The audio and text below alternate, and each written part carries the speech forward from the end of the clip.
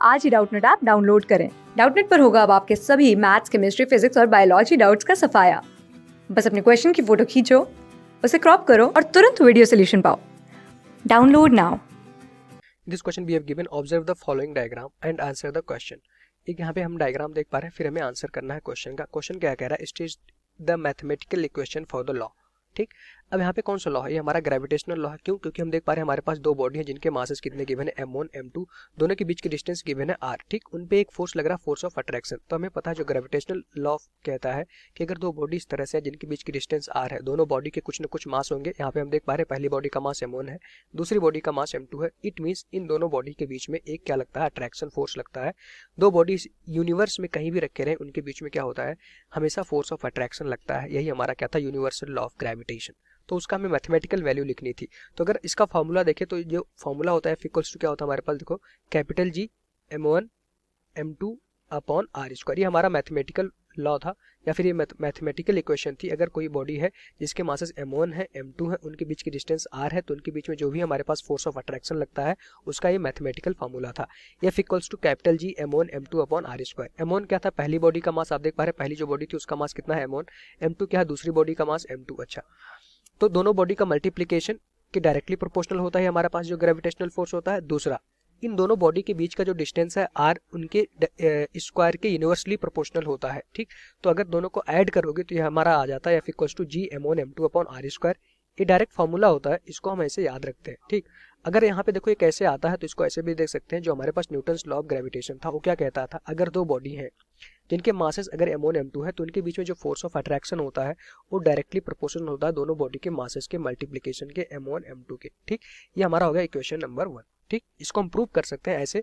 क्या बोला गया स्टेटमेंट कि अगर हमारे पास दो बॉडी मान लेते हैं m1 m2 है, ठीक, तो उनके बीच में जो भी ये अट्रैक्शन फोर्स लगेगा, क्योंकि क्या कहा गया हमेशा अट्रैक्शन फोर्स लगेगा, इट मीन जो ये अट्रैक्शन फोर्स होगा दोनों बॉडी के बीच में वो दोनों बॉडी के मास के मल्टीप्लिकेशन के डायरेक्टली प्रोपोर्शनल होता है। ठीक, तो हमने कहा दोनों बॉडी का मास जो था उसको मल्टीप्लाई कर दो तो जो ग्रेविटेशनल फोर्स होगा या फोर्स ऑफ अट्रैक्शन दोनों के बीच में होगा वो डायरेक्टली प्रोपोर्शनल होगा multiplication of both the masses. Clear हो गया।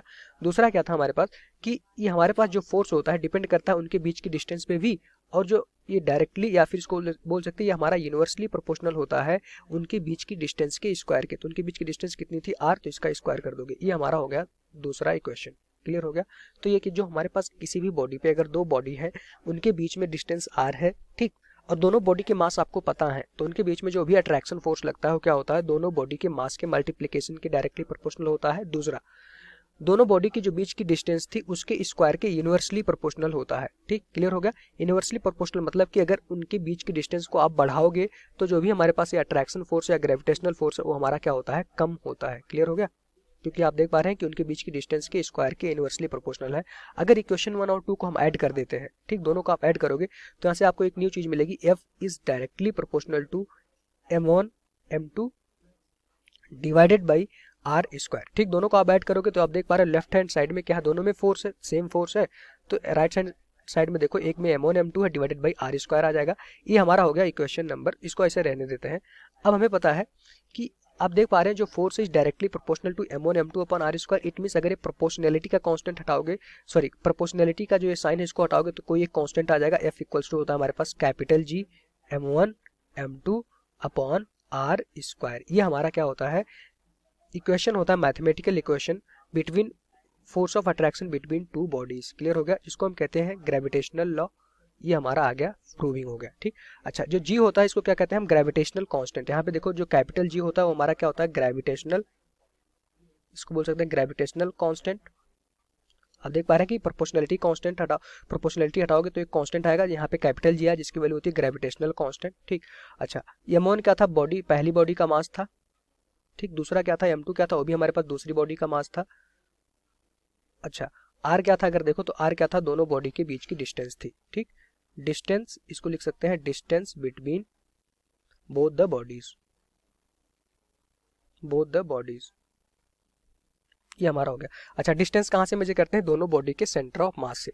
तो एक बॉडी देखो यहाँ पे है, एक इसका सेंटर ऑफ मास यहाँ होगा, दोनों बॉडी के बीच की सेंटर ऑफ मास से डिस्टेंस हमेशा होता है। तो दो बॉडी अगर है, उनसे अगर आपसे पूछा जाए इनके बीच में फोर्स ऑफ अट्रैक्शन बताइए, दोनों बॉडी के मासेस गिवन है, तो जब आप डिस्टेंस लेंगे तो कहाँ लेंगे, दोनों बॉडी के सेंटर ऑफ मास के बीच की डिस्टेंस आपको लेना होता है। क्लियर हो गया? ये हमारा इस क्वेश्चन का आंसर हो जाएगा। ये हमारा मैथमेटिकल लॉ है, इसको हमें याद रखना चाहिए। Thank you. क्लास 6 से 12 से लेके नीट, IIT, JEE मेंस और एडवांस के लेवल तक 10 मिलियन से ज़्यादा स्टूडेंट्स का भरोसा। आज ही डाउनलोड करें डाउटनेट ऐप या व्हाट्सएप कीजिए अपने डाउट्स 8400 400 400 पर।